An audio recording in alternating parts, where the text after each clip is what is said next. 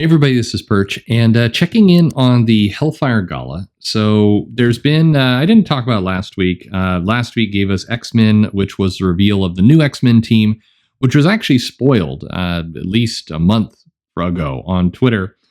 So that's great. And then we also had X-Force, which is continuing this Beast is doing dodgy things with plants.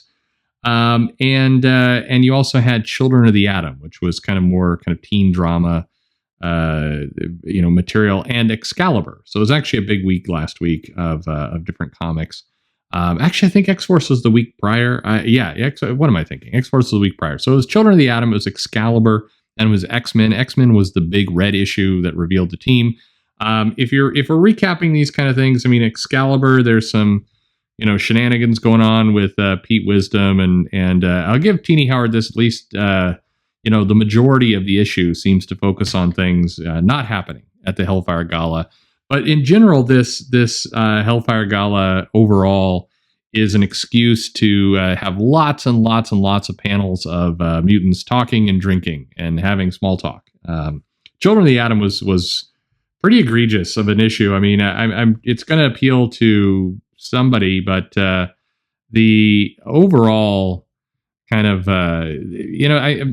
the challenge is, I think that there's this assumption that some of the people involved here can write kids and or young adult type characters, and they really cannot. Like some of the stuff is just painful to read. But in general, last week, because of the reveal on Twitter, we didn't get too terrible of too big of an issue. Mostly, it was a lot of socializing and a lot of kind of back and forth of various things. X-Men was annoying to me because they had multiple artists on this book, kind of all simultaneously. We get like Nick Dragotta on a comic. Like, you stick with Nick. Like, but we had Dragotta, we had Dowderman, we had Wernick, and we had Pacelli, all on this. You have Frank Martin, we had Matt Wilson, Sonny.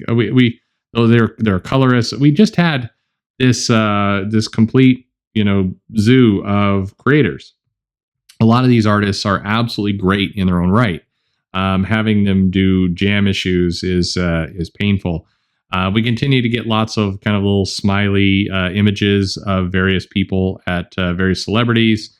But it's anyway. The last week X-Men issue ended with this kind of tease of fireworks, and they point to Mars. And you can kind of see some shapes hanging out on Mars. And the question is, what's the fireworks? Well, the guess was that a long time ago, Rick Remender had this idea of moving the mutants to a different planet, to actually have the mutants have their own world. And there were a handful. I mean, I think the thinking behind that was that at the time, Disney didn't own Fox. So it was an opportunity to kind of separate the brands a little bit. That was kind of his solution to it. Start over with a kind of bold new science fiction kind of spin on the X-Men. And that was what he was doing. We got a little bit of a tease of that with the Planet X storyline and Uncanny Avengers. But that was basically where he was going. And of course, he got more or less run out of Marvel for a variety of reasons that are frustrating and painful. And some time went by. But apparently this idea of having the mutants have their own planet kind of stuck. And so, yes, the speculation that the mutants were going to at least claim a planet is what actually happened. So, I should have noted at the beginning spoilers. We'll put it in the. Anyway, it's too late now. So this week gives us XCorp. It gives us Planetsized XMen, which is a shaking the mutant universe to its core. It's not, but okay.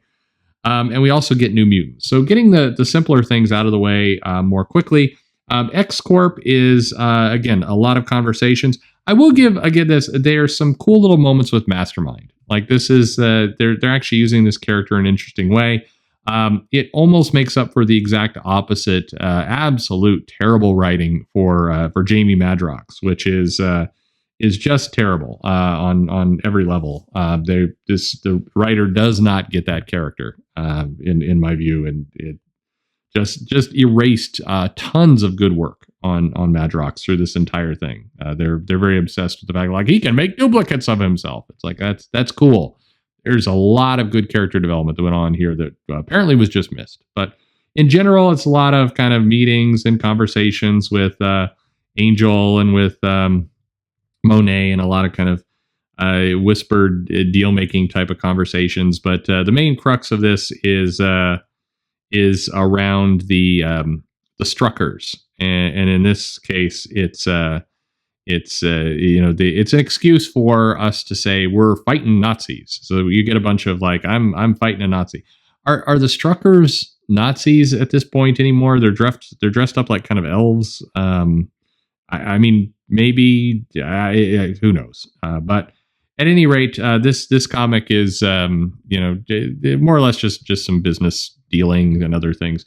New Mutants is a comic that is comprised almost entirely of dinner and drink conversations, and kind of a little bit of a surprise there at the end. But again, nobody dies in Krakoa.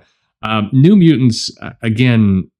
These are painful conversations. And by the way, this is a question for the previous issue. Karma dies and is resurrected. And in this issue, she shows up. Why does she still have her cybernetic leg? Like you can resurrect these people and correct things. We've established that on Krakoa. So she's choosing to keep the leg. Like it feels like the writer is not kind of aware of what Leah Williams has done somewhere else, that the rules that have been set for this, and it's all. I mean, I suspect we're going to get kind of this shoehorned in explanation later about how no, she wanted to claim her disability, which is fine, but I mean, after the fact, it's all very weird. Again, it's another example of characters being written in a way that does not sound either like themselves or like teens or young adults or any of this. Just pretty painful dialogue. Which brings us to the key issue here, which is Planetsized XMen, which is not exactly planet-sized, but it does have more pages. It is an opportunity kind of right out the gate for Pepe Larraz to kind of unleash his talent, and a lot of great work by Pepe Larraz and Mate Garcia, who does amazing color work. So, I mean, this comic looks beautiful. On all fronts, it looks beautiful. Fundamentally, this is a comic about terraforming Mars. And you do get to see some pretty decent work. I will give it, in terms of the X-Men reboot so far, there's been a couple characters who I think have benefited and a couple characters who have suffered. I think Magneto they've been able to add a lot of depth to his character, and he's been able to do a lot of these kind of more interesting things. And so I do think that in reading this comic, they do a good job of Eric's benefited from this. A character that is being overused. I mean, it's clear that the current X office likes Quentin Quire. Maybe this is because they read the Grant Morrison run and kind of stopped there, but Quire is in every comic, and it is not only is he being written inconsistently from comic to comic, which does make me wonder what the planning conversations they're having exactly are, because they are they're. I mean, earlier in this event, we had Quire have a conversation.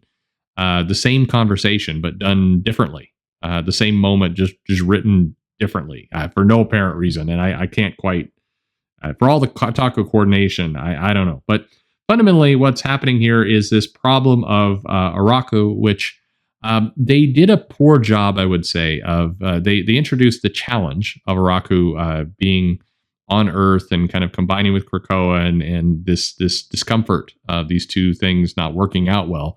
They established that at the end of Ten of Swords, and then they rarely went to it. Like, this would have been a good thing for somebody to mention over the last 6 months, more of that. They mentioned this comic, Magneto having to deal with some of the Araku citizens who are, not integrating well, who are fighting on Earth, and they're struggling because there's a society that doesn't fit.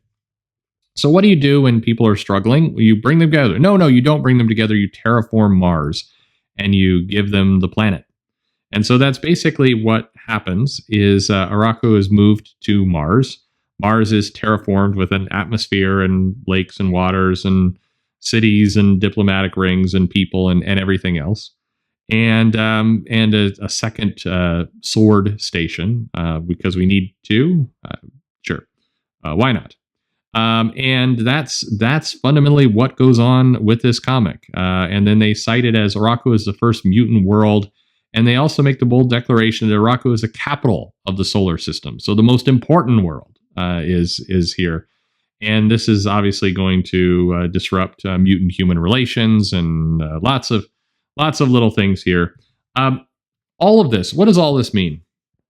I mean, they continue to kind of dig a new metaphor, a new status quo for the X-Men that's going to require somebody to have to do a lot of work in, in cleaning it back up later. This is a bit of a one-way road that the comic is on, and Hickman, when he started this run, said that at the conclusion of it, he'd make sure to put everything back in the box and make it ready for the next person to take over. That's getting harder and harder to do. What made X-Men cool for me is that they were always kind of this outlaw team, and I recognize this as me. This may not be you, and it's not I'm not the person the X-Men line is being written for right now, which is fine. It's being written for someone else. My version of the X-Men was always kind of this outlaw mutants with the world against them and the deck stacked against them, and that they had to struggle to survive, and that struggle was interesting. That's what brought me to the table where the X-Men are concerned. That's definitely not the title we're having now. Here we've got kind of Mutants Ascendant and everything else, and it's there has to be some pretty big punches. Unfortunately, they keep making this team more and more powerful. They are all powerful. They can terraform a planet. They do not die. There's no end to what the mutants can do. And the challenge is maintaining tension during that is going to be very hard to do. But anyway, one more week of the Hellfire Gala. Magneto does something bad and we get to trial. But overall, 12 issues to, it is funny. You could have compressed this entire event into one annual. Easy. But they would have sold less copies. So it's all about the money, I guess. I don't know. Are you reading this? Are you enjoying it? What do you think of this new status quo? Mutant planets. Are you in? Are you out?